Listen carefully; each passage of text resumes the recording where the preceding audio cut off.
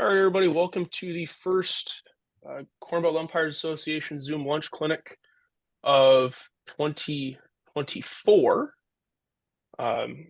Jake Samp joined with Connor Singheisen and Jason Vaith. And today we're going to talk about some tips and what good preseason preparation looks like. But first, we had a very busy off season. Or I guess we'll do the rules here quick. Just feel free to ask questions. We are here to get better as umpires. Connor, Chris, and I, or Connor, Jason, and I get a lot out of putting these on because it keeps us in the rule book and all that stuff. So if you got questions, please ask us. Rather have you ask it here than have it come up on the field and get it wrong, and then you call us after the fact. So if you got topics you'd like us to discuss or something like that, feel free to shoot Connor or myself an email. Otherwise, just drop it in the chat. So we had let's see here. So we do these to help everybody get better. We do them once a week. If you'd like a calendar invite, just shoot me an email or drop your name in the chat, and I will directly email you a calendar invite.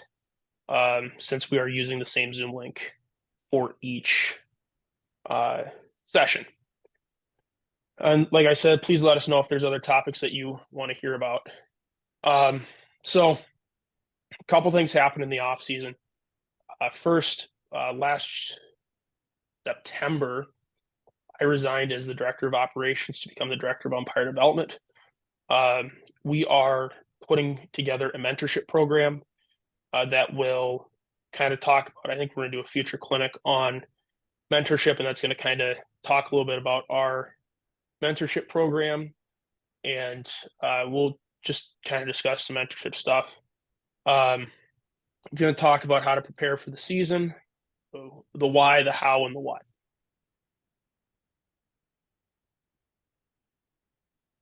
I'll let Connor start here. I got to start? Cool. All right. So I'm going to kind of talk ad nauseum about some things as far as preparation goes. Works for me, may not work for you, may work for you. Try it. If it stinks, throw it out the window, never come back to it. But there's a lot of things that we can cover as far as preseason prep that preclude even getting on the field and preclude baseball specific stuff. Number one, I would say take care of yourself.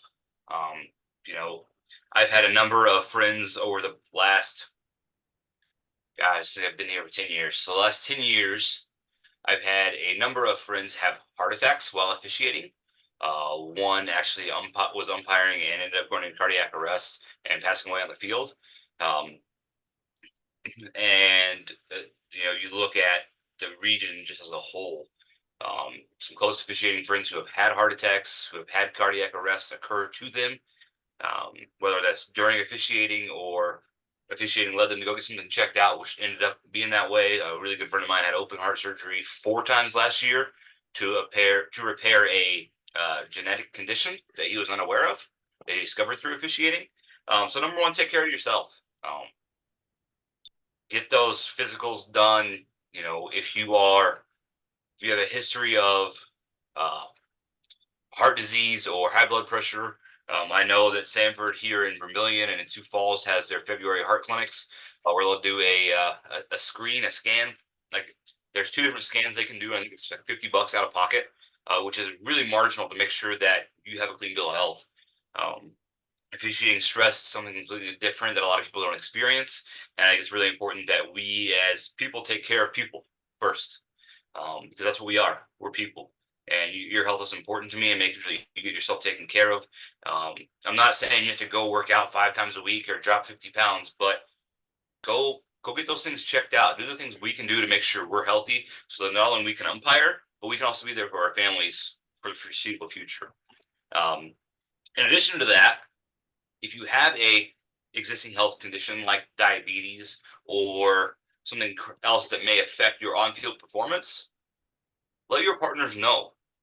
We had an official last spring during basketball that had his blood pressure dropped to the point where he was slurring his words and it was stroke-like symptoms, right? Nobody knew he was diabetic.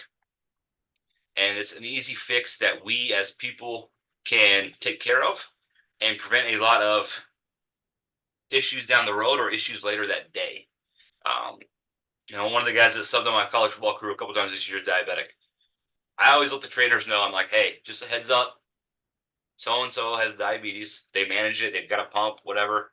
But if they start looking like peeking, like, get them some. Can you get them some Gatorade? They're like, yep, absolutely. We'll be on top of it. And they've been awesome about helping out with that. But if something happens to you and you happen to be, I use diabetes because I experienced that, and it's a more common thing than anything else. But let people know, because then your partners can be on the lookout for it, and not necessarily like checking with you every inning. But if they notice something a little bit off, they can approach you or do things to help you out, so you don't end up going to the hospital later. So things like that.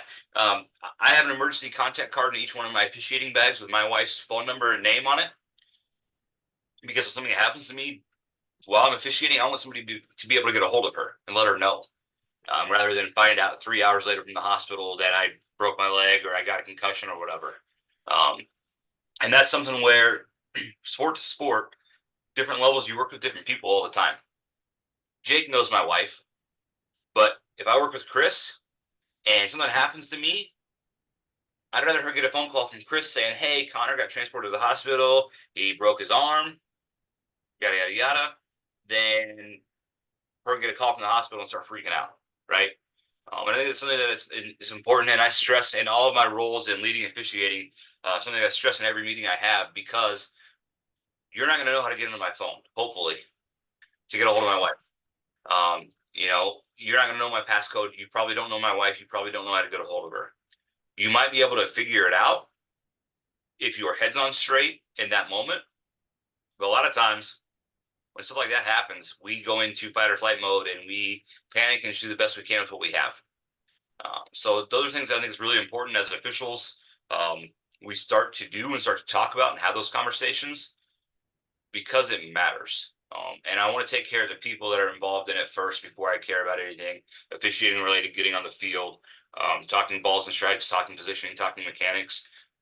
I think that's really important for us to do and us to start to have conversations about, because it matters. All right. Now, baseball mode. What do we do to prepare for the actual umpiring concept, right? Number one is get in the rule books and the mechanics manual. There are multiple different ways you can do this, and it's not just like it's not one size fits all. There are multiple avenues for online clinics, podcasts, simply reading the rule book yourself, which is something that not a whole lot of people do after probably year 3 of officiating. They tend to forget that step. But get in the rule book, refresh your definitions. The biggest thing we can do with any sport we officiate is know the definitions of the game. So if we know the definitions, we can determine how to apply the rules. Read those rule books, have conversations, talk through scenarios. There are Facebook forums at length that post wacky, zany plays that you'll never come across, but they're going to prepare you for when it happens, the one time in your career, you're actually going to know what to do. So some good content can be found on those. Just understand the difference between the nonsense and the content that's actually positive, constructive, and makes you a better umpire. Connor, I'm going to jump in here on the Facebook groups. Facebook is a fantastic resource. Some of these Facebook groups, they're absolutely awesome, but evaluate the source that it's coming from. I've seen just some of the most out of left field answers to some of these questions, but there's some guys in there. Jeff Gosney's frequently commenting on these posts. He had his cup of coffee at very, very high levels of professional baseball. So you can get really good information out of there, but be cautious, and evaluate who is the source. Use the information, the plays, to go look up the rules on your own. So look at the post, extrapolate the information you need, go look up the rules, figure out the answers on your own. because there's a lot of misinformation and a lot of people that come from the old school MSU mentality, where they just kind of, well, so and so said this, so this is what it is. But use those, sift through the nonsense to find the quality self, and then look up the answers in the rule books and mechanics manual on your own. Also, look at your mechanics manual. Here in South Dakota, we use the CCA manual, which can be easily found online. Two-person CCA hasn't changed in at least a decade, if not more. Probably 15 years now, because I think probably 15 years now. They've added like one mechanic in 15 years. I mean, they haven't touched it really. So that is, you can find that readily available. I think there's a link on the SCUA website, sdumpires.org, I believe, or at .com. I'm not 100% sure. But .org. There's a link to a PDF of those mechanics. Look at them. They matter. Making sure you're on the same page as your partner matters. Knowing what you're supposed to do when something happens matters. It's not good enough to just assume you know what you're doing or assume your partner is using the same rulebook as you or the same mechanics manual as you, because a lot of what I learned through moving to South Dakota is people would say, oh, we just go by the book. Like, that's great, but what book are you using? The Professional Baseball Umpires Manual has some different situations than NFHS and CCA. And CCA to NFHS is different. And you being by the book, how do I know that you've actually looked at the book? You're by the book maybe because somebody told you this is what the book said. Well, if that book that you looked at was from 1994, there's probably going to be a lot of things that have changed since then. So have those pre-game discussions, but know the manual like the back of your hand and know what you're supposed to do in certain situations. The manual is a fantastic reference point for what you should do and what will put you in a great starting position, but it's also not the final position for a lot of things. It's, hey, if you go here, this will help put you in a better position. But then figure out, once I get here, where do I have to go to umpire that play? And think through those situations and rehearse those in your mind and say, okay, if this happens, I'm going to go this way or that way. Go see pitches. I don't think there's a single school that I've ever emailed and said, hey, can I come in and take a look at some pitches? When are y'all throwing live? I want to come back and work on my timing. And when you go see pitches, Jake's going to set some stuff up with some area high schools and then I think a few colleges like he typically does, and they'll send those out. But take somebody with you. And it doesn't have to be another umpire, but take somebody with you, have them film you from multiple angles, not just your good side. Some of us don't have that. So we have to get multiple different angles, right? But look at timing, look at tracking pitches, look at positioning, look at your stance, look at your head height, look at your timing as far as dropping into your stance to call a pitch. All those things, if you work on those and you focus on those, have somebody videotape you and go back and review all that stuff. I still have film from the first ever clinic I went to back in 2012, I think, in Lincoln. And I still have them on my Google Drive. And I go back and look at them like, okay, what have I changed since then? What did I do really well back then that I need to make sure I focus on? Because there are things that you start out really well at, and then you matriculate or you change your stance or you change your mechanic or you change from the point to the hammer, or you go from right-handed to left-handed batters, catcher setups, all these things that you can track through video. If you look at yourself, you believe you're doing it because you see yourself do it. Whereas if I'm working with Nate, who just hopped on, and Nate's like, hey, Connor, you're doing this, I may be like, no, I'm not, because I don't actually see that happen. So take advantage of those. Use those opportunities to get better and to get locked in for the start of the season. As you matriculate up levels, their season, especially where we live, their season starts at least 6 weeks before ours does. And people are like, well, what does that mean? Every college goes somewhere warmer for baseball in the month of February. Like NCAA season or the junior college season starts the last week of January. So they are 3.5 weeks away from playing baseball. Division I season starts early February. I think we're 5-ish weeks from the start of the NCAA season. They start a heck of a lot earlier than we do. So by the time they get up to us, they've been in baseball mode for a month already. They expect us to umpire at the same level that they're playing at the first day we walk on the field. They may have 20 games in already by the time we get our first one in. Same thing with high school. A lot of these high school kids are doing winter work, working on stuff in the winter, starting in January, February, March, and we're sitting on the field in April going, I haven't seen a baseball since August. Not going to go very well for most of us. So use those opportunities to get in and develop and work on stuff. Take other umpires with you if you can.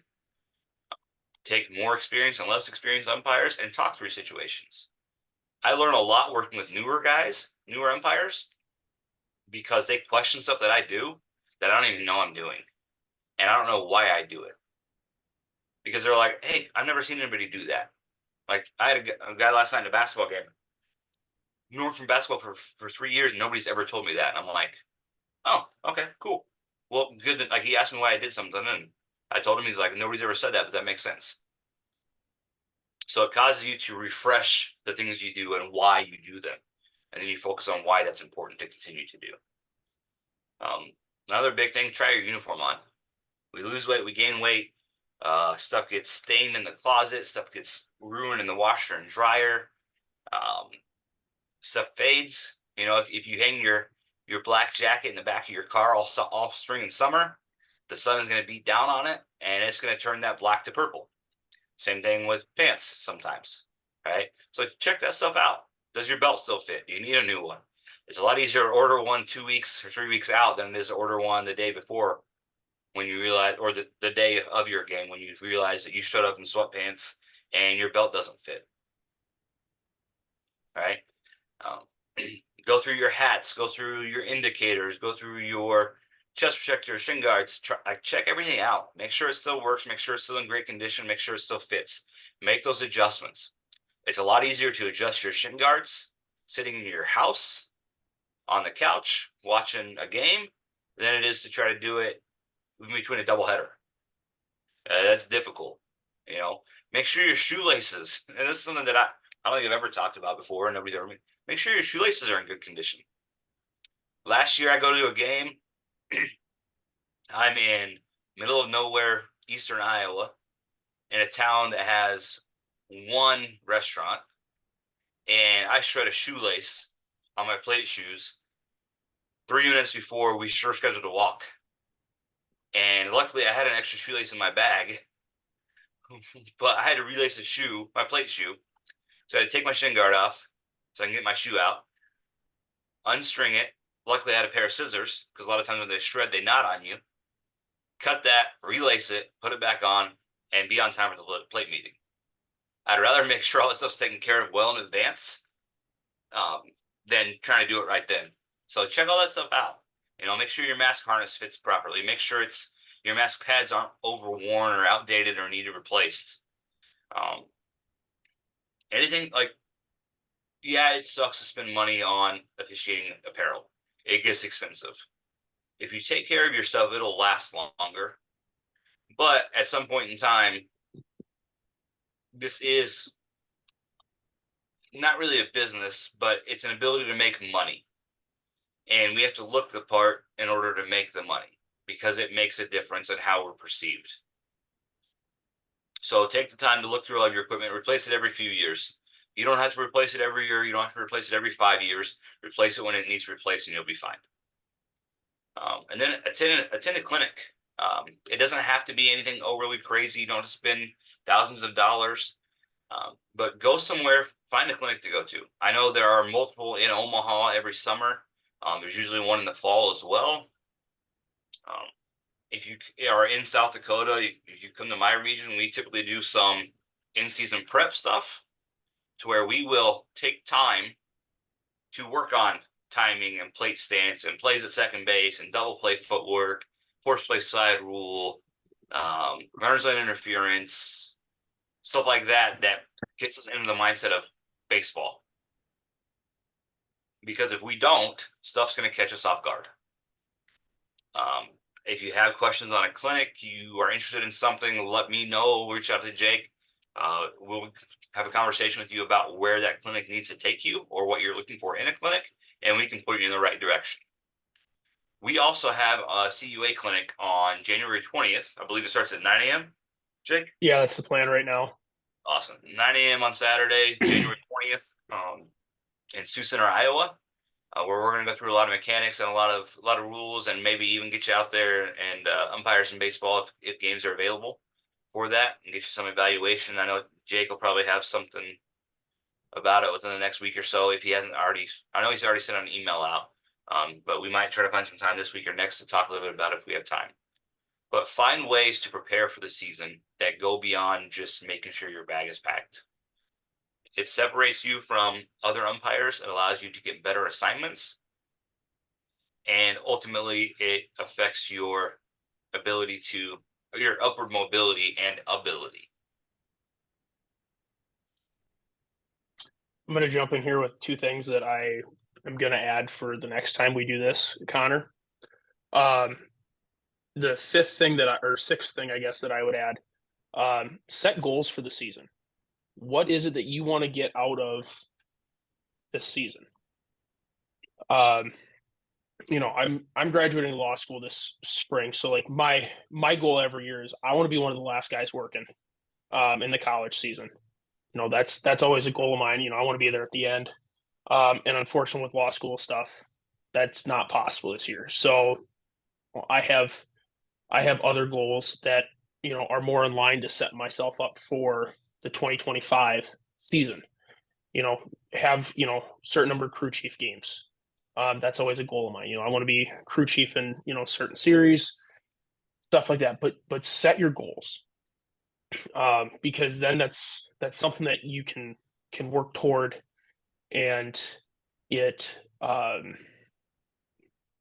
it gives you a reason to be on the field, not just to collect a paycheck, or call ball strikes and the occasional safe and out. So set your goals. That is a big one. The other one that I would also add is contact your assigner. We have two assigners on the call right now, but let them know what your plans are for whatever season it is. The college level, we're obviously contacting assigners a lot sooner. I've had most of my schedule for at least 6 weeks. I know Mark is getting ready to start getting pretty heavy into assigning the South Dakota spring season. Absolutely reach out to him. It makes his job a lot easier when he knows what your availability is, what your goals are, and things like that. So set goals. As I said at the start of this, we're going to be rolling out our mentorship program this year. If you get a mentor, please communicate your goals with your mentor, because the way that Connor and I are doing this, we're going to try to put you with people that can help you get to your goals. And when you're just starting out, it's pretty obvious. It's just learning the ropes. But as you progress up, for us to know what your goals are, we can put you with the right people that can help you get to those goals. Jason, any thoughts? No, I think you guys touched on everything really, really well. And that's Connor's point about the shoelace is actually the one that I was going to add, but he beat me to it. So that is a good thing, because I had a similar experience last year where I blew one out. So it's good to have them in your bag. So I was just saying, make sure your bag is packed with extras for emergencies like that. Extra indicator, extra brush. Yep.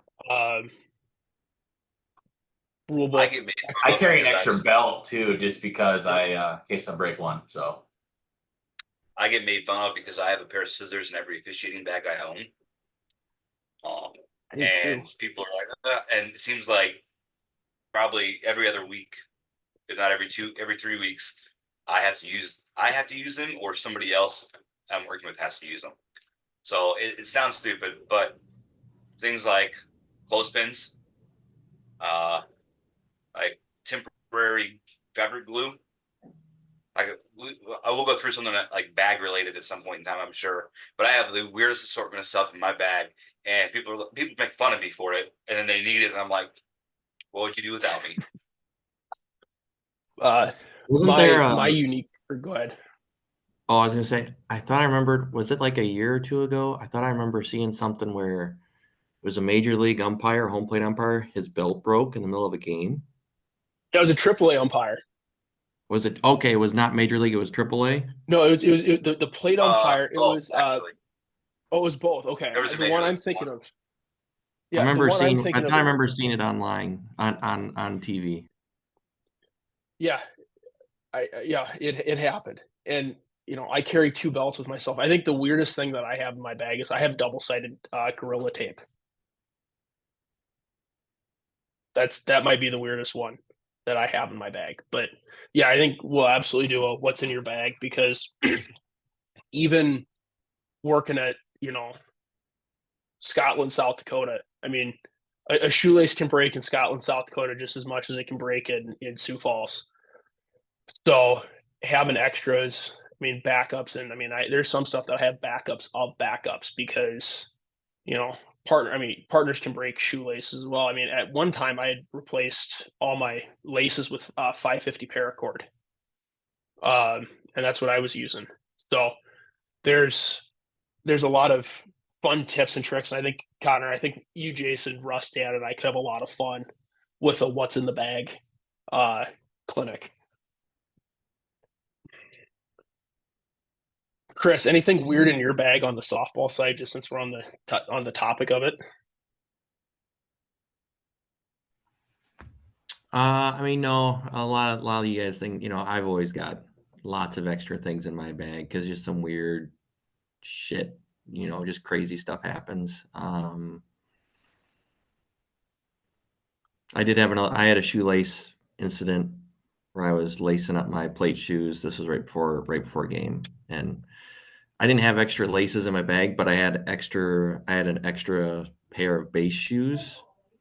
So I ended up having to take the laces off my backup base shoes and throwing them on my plate shoes so we could go that game, we're on site, and I was going to be on the plate in the next half hour, so we had to do something. Absolutely. All right, so we're going to turn now, unless Jason or Connor has anything else or anybody's got any questions.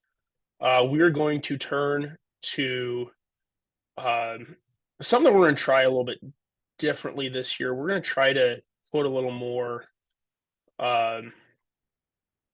rules stuff in here, even when we're just kind of talking regular baseball. So I'm going to end the poll here. All right, and that forward. Okay, so the first question, using NFHS rules, with R1 on first and a runner on second, we have a bunted ball between the pitcher and the catcher. The pitcher settles under the ball, but allows it to fall to the ground untouched, picks up the ball, and the defense turns a double play. So we're obviously thinking here, we're looking at the infield fly. So, and I can't share the results because that's going to share the whole quiz. But 56% of people said A, 22% said B, and 22% said C. So the answer is A. This is the play stands is a double play. And the reason for it is, and I've italicized it in the rule, line drives and attempted bunts or bunts do not impact the infield fly rule. So this is a legal play by the defense. Does anybody have any questions as to why A is the answer here?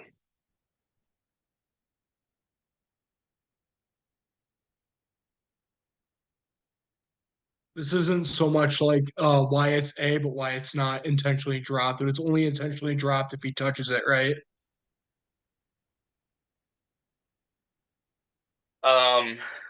Yes and no. I don't like how that was phrased, Justin, because touching it and intentionally dropping it are two different things. I can't use the quote I want to use because we're being recorded, but it's one Jake will appreciate because it comes from the Supreme Court. But with intentionally dropped, you know it when you see it. It's got to be something where they've essentially they've done everything but catch it, right? By definition, and they just let go of it. So the one I had this year, fly ball, kick, catches it here, and kind of like fumbles it forward. And it was like it's in my glove, and I just let it go. You know it. Like when it happens, you know it. I believe it was Clarence Thomas. If you look up Clarence Thomas quotes, you'll understand what I mean. It wasn't Thomas. It was Potter Stewart. That's And- right, Potter Stewart. And the quote is, and I figured out a way that I can say this because we're being recorded. Intentional drop balls are like explicit and obscene video and photographic materials. You know it when you see it. Can't define it, but you know it when you see it. Yeah. And there's a definition for an intentionally dropped ball, but those scream out at you like something's wrong with this. And you know. With a situation like that, and this may be probably something that we'll talk about on a different Zoom clinic. I just normally don't get to hop on these because I should have kids, and mine are all skipping my class right now, so I'm here. But yeah, but with some of those where it's like you know it when you see it, handling the situation of whatever you decide on that, one coach will be upset and one coach will not be, and one thing I've found helpful is trying to be better about knowing the rule book for the sake of explaining in those situations. So I guess for Justin's question, same thing, is it possible on a bunted one can be intentionally dropped? Like that option D is a potentially correct answer if we saw a play like that, right? Yeah, you're going to intentionally drop any batted ball. Yeah, it's not just an automatic all bunts are no infield fly problems. Correct. It is not like that. Yes. A bunt can never be an infield fly, but you can always have an intentional drop.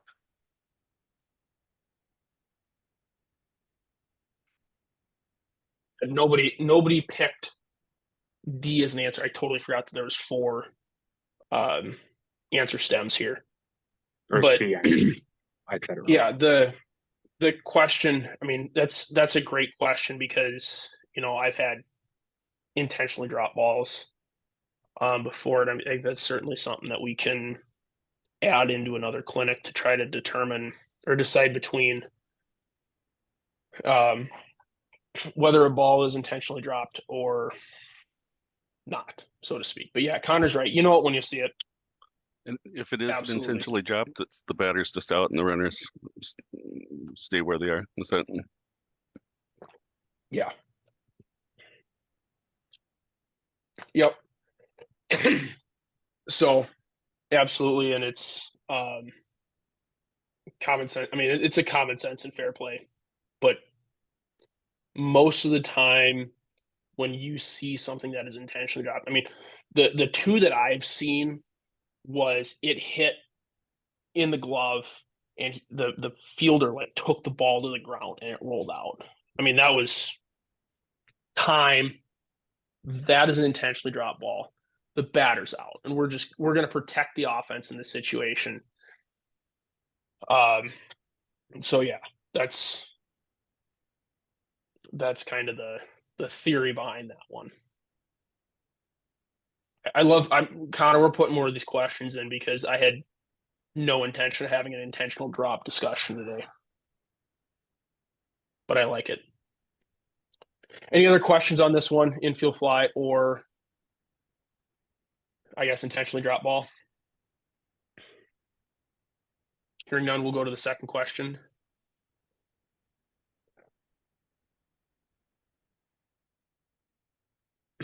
All right.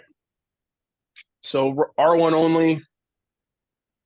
Pitcher fails to come to a complete stop and is called for a balk. Pitch is wild and eludes F2, going to the backstop. R1 attempts to advance to third and is thrown out. Connor, was this the one that you had an issue with? Yeah. Okay. So, and part of this is on us as far as the results are concerned, because I didn't realize that the use NFHS rules did not get put into the quiz poll. We are using pretty much the entire NFHS book now from when we're teaching rules. At the 2023 SDUA meeting, the decision was made to only buy NFHS rulebooks rather than buying the OBR rulebooks, because so much of the state had gone to NFHS, it's kind of pointless. And so for a lot of us that have been umpiring for a while, we learned OBR first and then the differences to NFHS. And so now we're just flip-flopping that from a teaching standpoint for the coming clinic season. So one person said A, but again, that was a flaw in the question itself because the rule set was not clarified, because this is rule set dependent. Well,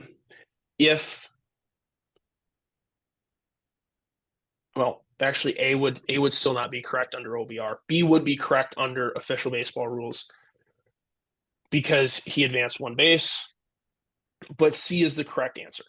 And so, Connor, why don't you just touch quick on the verbiage issue here that we had and go from there. So I hesitate to tell anybody to immediately call time on anything because it creates bad habits when you work multiple rule sets, which we all do because all of us umpire American Legion baseball, I'm assuming. So I always will signal the infraction and then decide whether or not I need to call time. And in high school rules, that's a balk. Time. Because it allows me a second to process whether or not I kill this or leave it live. That's obstruction. Okay. In the summer, is that type 1 or type 2? Time. If I need to, right? In high school, it's just that's obstruction. And that's all you do. Now, if that's a balk and don't kill it in high school, can I fix that? Absolutely. Very easy. My partner's going to come up and be like, Connor, hey, dummy, look at me. That's a dead ball. And we're going to say, okay, yep, you're right, time. You go there, you go back there. 3 and 2 count, right? Whereas if I kill it, baseball CPR does not exist. I don't understand that comment. He said you can't do CPR on a baseball. Oh, okay. I mean, I've heard some great camp stories about. But the point I'm getting at here is you can't if I kill it, if I call time, I can't uncall time. I can always call time late and fix it. But once I call time, I can't do anything else. Right? So get in the habit of acknowledging the infraction, deciding whether or not time needs to be called, and then call it. Because different rules will put it a different way, different rule sets will have different penalties. So acknowledge the infraction, and then you can always come back and fix it if you needed to call time and you didn't. So the NFHS mechanics manual is probably going to say immediately call time. And the rulebook may even say that. But nobody's going to no evaluator is going to ding you for going, that's a balk, time. Because you're processing the play. And I think it looks better. Because then they know why you're calling time. I totally agree. And I'm gonna go back to the answer choices here quick. I just want to hammer home one thing. Under no rule set is A correct. Because if so, high school, it is an immediate dead ball by rule. But Connor just talked about how to enforce or adjudicate that situation. In American Legion, if you're doing amateur baseball, that's a delayed dead ball. Okay. And under official baseball rules, which both American Legion and at least South Dakota Amateur Baseball use, the runner is allowed one base, but should they go beyond that base, they're liable to be put out at their own risk.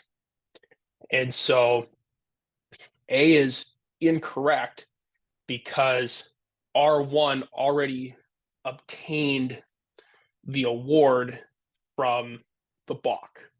And so now his attempt at third base is at his own risk. So B would be correct in OBR, Jake. Yeah, because he's protected to second base, but once you outrun your protection, you're liable to be put out. And the batter, the first part of that B2 and all runners also makes that incorrect. Yep. Mm-hmm. Because that implies a ball in play.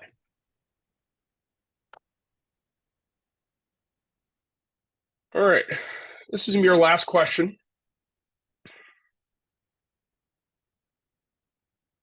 I pulled this one right out of the NCAA preseason guide and went to and modified this to NFHS. And so I was quite surprised. We had a good mix of results here on the answer here. So I'm not going to read this one off entirely. I realize we're kind of pressed for time here, but I do want to talk about this one. So you have three options: either a home run, foul ball, or a two-base award. So we first need to remember how we call fair foul and what is used to judge fair foul. And this is actually a question on the SDUA test, and you judge fair foul based on the ball. And so the answer is it's a two-base award, because at the time that the ball was contacted by the fielder, the ball was over fair territory. And then it went out of play. So two-base award in that situation. And there's the NFHS rule reference. Any questions?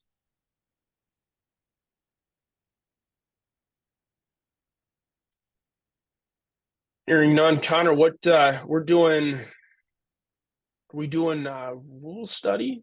Like just techniques on rule study next week? Is that the game plan? I believe so. Should be on the That's next what slide. I had in the PowerPoint. That's what I think. Yeah, that's what I had in the PowerPoint, and I think that's what we had in our calendar. So next week we're going to talk about different approaches to rule study, and kind of how do you. What are some ways that you can study the rules to not necessarily, I guess, retain them, but there's just some good ways to study the rules, I think, and it should be a fun conversation. I hope we can get Russ and Dan on as well, and we can all kind of share what works best for us. As I said before, if you have any questions, comments, ideas, please share them. We're going to have some really cool topics coming up throughout the baseball season. So unless anybody's got anything else, I will shut the recording off and I will see everybody next week. If y'all discover that you need new plate shoes and like low tops, or you need a new chest protector or tights, Under Armour has a closeout sale going on right now. They've got the New Balance plate shoes for $99. Ump a tire. Tire. Yeah. I think they also mask pads is something that I feel like we don't replace nearly often enough. And it looks like last I looked, at least I'm looking right now, so give me a second. Oh, they must have sold out of the Wendy's. Huh. Let me look here for a second. Replacement pads. I was looking in the wrong category. They do still have the Team Win, or they're not on sale anymore. Interesting. They do have quite a few options for replacement pads. A couple of them are on sale. I'm a huge Team Wendy fan. Team Wendy is going out of stock, or out of production rather. So just put a plug in for something that people don't do often enough. How many of y'all have? It's hard to do that way. Can I create a poll? No, I can't. I'll shut the recording off now. Okay. So we can